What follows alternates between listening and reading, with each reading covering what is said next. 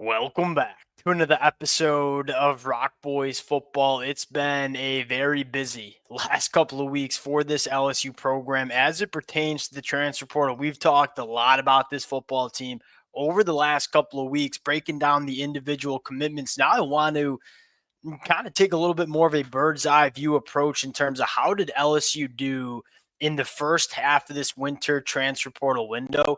Want to give out a grade. I want to start with how you evaluate teams in the transfer portal. And it's really easy just to focus on the players coming into the program, and we're going to get to that. I think another really important evaluation metric is, are you holding on to the players that you want to hold on to?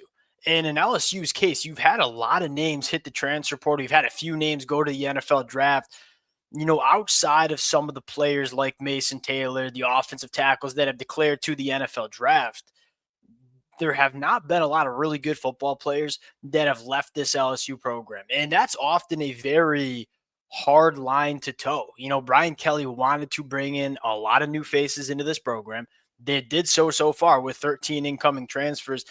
Can you bring in really good football players and also keep the really good football players on your football team?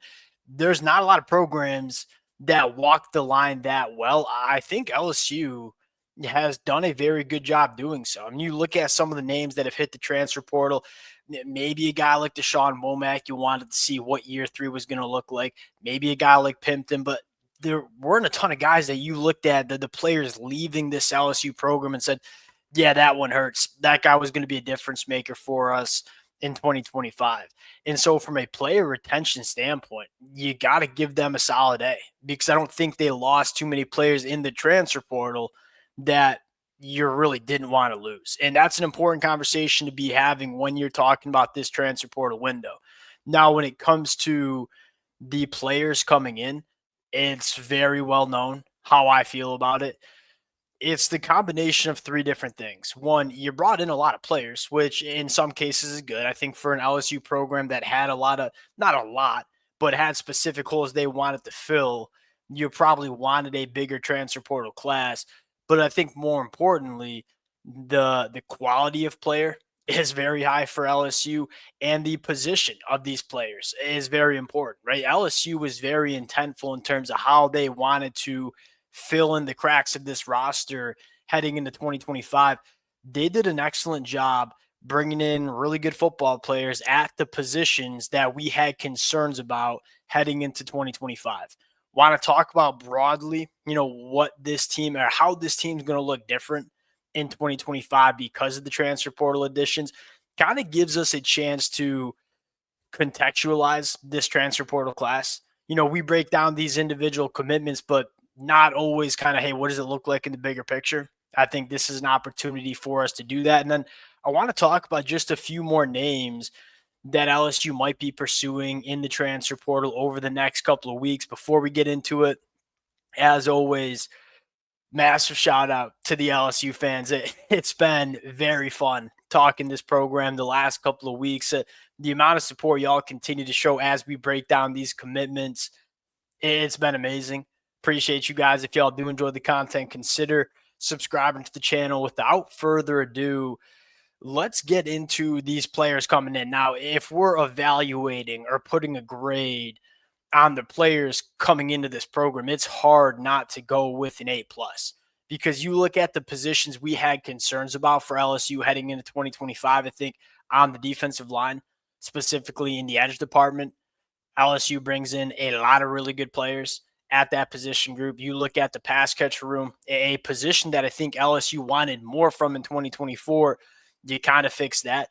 Now, starting on the defensive line, specifically out on the edge, what I love most about what LSU brought in is it's kind of a couple of different kind of edge rushers, right? You look at Jamari Butler and you look at Jack Pyburn, heavy-handed edge defenders that are really, really good against the run, guys that you feel very comfortable giving you a lot of snaps on first and second down. Then you bring in a guy like Patrick Payton, who, although might not be the best run defender in the world, and I think that's okay. Like, if you're Blake Baker, what you can do is, hey, we're going to play Jack Pyburn and Jamari Butler on first and second down. We're going to try to have successful run stops on the first and second down plays. second, third, and long plays, those obvious pass rushing situations, you could trot out a guy like Patrick Payton, who is, as a pure pass rusher, doesn't get much better than him in the country. And so not only did you bring in three quality starting caliber edge defenders, you brought in a couple of guys that kind of balance each other out and bring different skill sets to that edge position for LSU heading into the 2025 year. Not to mention a couple of young cats that going into year two, I'm very, very excited about as well. All of a sudden, that edge position that was a massive question mark heading into 2025 looks to me like one of the stronger position groups that you'll see on this LSU team. I think the next position you want to talk about, you got to scroll down to the wide receivers. Nick Anderson and Barry and Brown. Kind of similar conversation that we just had with the edge rusher room. You look at Barry and Brown and Nick Anderson, two very good 1A, 1B wide receivers in this LSU offense, but they kind of bring some different flavors. Barry and Brown, I think the biggest addition, or at least my favorite addition to this LSU wide receiver room, a guy that in LSU's, it is clear that they value explosiveness and speed at their skill positions, right? Guys like Jelani Watkins, guys like Caden Durham, Harlan Berry. LSU wants to be fast. They want to be explosive.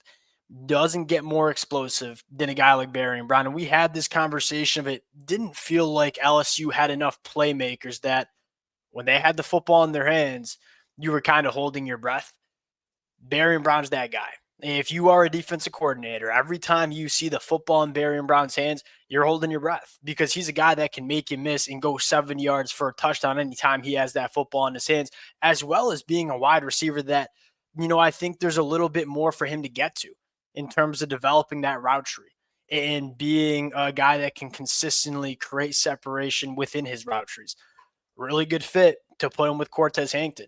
Then you look at Nick Anderson, 6'4", 220, averages 20 yards per catch.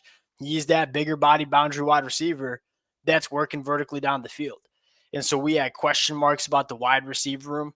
Yeah, I think you answered those in a really big way. Now, on the offensive line, they're bringing Braylon Moore, who I'm a massive fan of that addition for two reasons. One, you're getting a bona fide, really, really good center that's really good in the run game, moving bodies off the line of scrimmage, getting to the second level, but it also makes you better at the guard position with DJ Chester. DJ Chester, a guy that played center because that's where he fit into the offensive line in 2024. From what I've read and heard from the LSU program, they're more comfortable with him at guard. And so not only do you get better at the center spot, but you also probably get better at the guard spot because you get to move DJ Chester into the position that you think he can be most successful with. You had a guy like Bauer Sharp in the tight end room. Mansour Delane, boundary cornerback, a plug-and-play guy. And then you had a guy like Jakeem Jackson who we'll see what he looks like going into year three. A guy that's super talented, probably hasn't played the best football yet. We'll see what you can get out of Jakeem Jackson. But at the end of the day, you got a bona fide, really good boundary cornerback that probably would be playing on Sundays if he didn't enter the transfer portal. Now, not to mention Mike Van Buren as well at the quarterback spot, a future, what I think can be stud for LSU in the quarterback room. Now the conversation is, all right, where does LSU go from here? And I don't think there's a ton of positions left that you're kind of desperate to add. I think one position that maybe you want to address, and you did it well with Sydir Mitchell, a guy that's going to come in and not be an all SEC guy, at least in my opinion, maybe, but is going to give you some good quality depth on the inside of the defensive line. Maybe you want that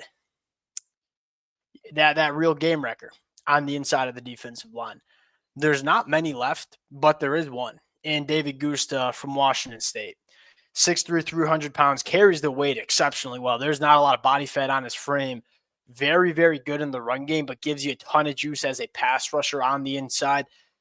You feel solid about guys like Don McKinley going into year two, but I do still think that's a position where you probably want to get more talented, but you probably want to get a little bit more experienced and deep as well. David Gusta, to me, he answers all those questions. He's a guy that's played a lot of football, but also gives you that NFL caliber guy on the inside of the defensive line. I don't think it's a massive concern, but it is probably one of those last concerns that you have on this depth chart. I'm interested to see if LSU gets involved with a guy like David Gusta. I think that the next, and this is an interesting conversation, right? LSU's going after him, but it doesn't sound like they're going after him real hard for Lily Famo. It sounds like that's between Nebraska and Michigan. Now, there's one way to look at it and say, oh, disappointing that LSU doesn't seem to be in the thick of it for him as of right now. We'll see. It doesn't seem like LSU views the tackle position as a massive concern. On the surface, maybe some LSU fans would be concerned about it because you're losing two guys to the NFL. I look at it and say, hey, maybe Brian Kelly knows a little bit more than we do. And that's probably going to be where my eyeballs are at in that bowl game, seeing some of the younger tackles and what they're doing on the football field. Guys like Weston Davis.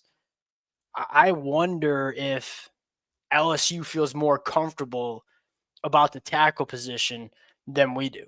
And Brian Kelly would know because we don't necessarily get to see those tackles in practice, but Brian Kelly does. And so there might be an element of, okay, it's disappointing that you're not going for one of the top tackles in the portal, but maybe it's a positive that LSU feels dang good that they might have some young tackles that are in the pipeline. Last player I'll throw in there, this one to me makes a lot of sense, Jalen Catalon. You want to get some more experience in the safety room. Jalen Catalon is going to be a seventh-year senior, a guy that in 2020 and the COVID, that's how old this kid is. He was a COVID year guy, 2019 class. I looked at him and said that's going to be a 3 and done. He's going to be an NFL draft pick after 3 years. Dealt with a lot of injuries, transferred from Arkansas to Texas, still dealt with injuries, then goes to UNLV. He's coming off the best season that he's had as a college football player. 96 tackles, 5 interceptions. He's going into his 7th year. To me, this might make some sense. Like, just take a flyer, and if Jalen Catalon comes in and stays healthy, you might have a really good safety that can do a lot of different things. Really, really good in the box, really good supporting the run, can get his hands on footballs and create turnovers. To me, this one would make a lot of sense for LSU too. Interested to see, because this is a recent one. He just put his name in the portal a couple of days ago. Very interested to see if LSU gets in on Jalen Catalon. We will pause it there. It's hard not to give LSU anything lower than an A, and I feel like I'm a hard grader. They've been, to me, maybe outside of Texas Tech, probably the best transfer portal class that you see in the country, and they filled in a lot of holes that we thought were going to be present in this roster in 2025. We'll cut it there. Merry Christmas, Christmas Eve, I might say. Happy holidays. Appreciate you guys rocking with it. If y'all do enjoy the content, consider subscribing to the channel, and we'll talk to y'all later.